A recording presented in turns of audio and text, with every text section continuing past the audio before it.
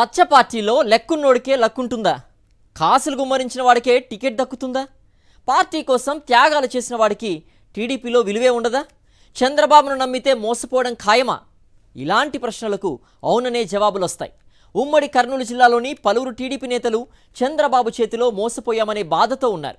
ఇలా చంద్రబాబు వల్ల మోసపోయిన నేతలెవరు? వచ్చట్. ఉమ్మడి కర్నూలు జిల్లాలో గౌరు వెంకటరెడ్డి కుటుంబం గురించి తెలియని వారుండరు. 2019 ఎన్నికల ముందు వైఎస్ఆర్ కాంగ్రెస్ పార్టీ నుంచి గౌరు దంపతులు టీడీపీ తీర్థం పుచ్చుకున్నారు. గౌరు వెంకటరెడ్డి బావకు నంద్యాల ఎంపీ టికెట్ ఇవ్వాలని, గౌరు చరితకు పాణ్యం అసెంబ్లీ టికెట్ ఇవ్వాలని చంద్రబాబును కోరగా అలాగే ఇచ్చారు. అయితే ఫ్యాన్ గాలి జోరుకి ఉమ్మడి కర్నూలు జిల్లాలో సైకిల్ అడ్రస్ గల్లంతయింది. టీడీపీ నుంచి పోటీ చేసి ఓడిపోయిన ఇద్దరు సైలెంట్ గా ఉండిపోయారు. ఎన్నికలు దగ్గర పడుతున్న నేపథ్యంలో చిన్న చిన్న కార్యక్రమాలు చేసుకుంటూ పార్టీతోనే ఉన్నారు. అయితే వచ్చే ఎన్నికల్లో డబ్బు విరజిమ్మి గెలవాలనే ఉద్దేశంతో బాగా డబ్బున్న వారికే ప్రయారిటీ ఇవ్వాలని చంద్రబాబు ఆలోచిస్తున్నట్లు సమాచారం.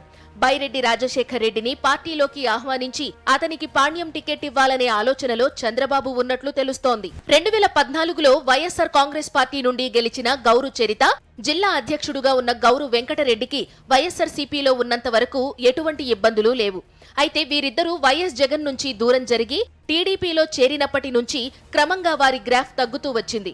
2019 ఎన్నికల్లో ఓడిపోయినా టీడీపీని అంటిపెట్టుకుని ఉన్నారు.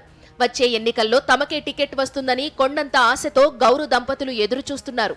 రాజకీయాల్లో ఏది అసాధ్యం కాదనే రీతిలో ఒకరంటే ఒకరికి ఏమాత్రం పొసగని బైరెడ్డి రాజశేఖర్ రెడ్డిని పార్టీలో చేర్చుకుని పాణ్యం టికెట్ ఇచ్చే ఆలోచనలో చంద్రబాబు ఉన్నట్లు సమాచారం. ఇప్పటికే Nandyal MLA ticket NMD Farooq కు కేటాయించి భూమా బ్రహ్మానందరెడ్డికి హ్యాండ్ ఇచ్చారు.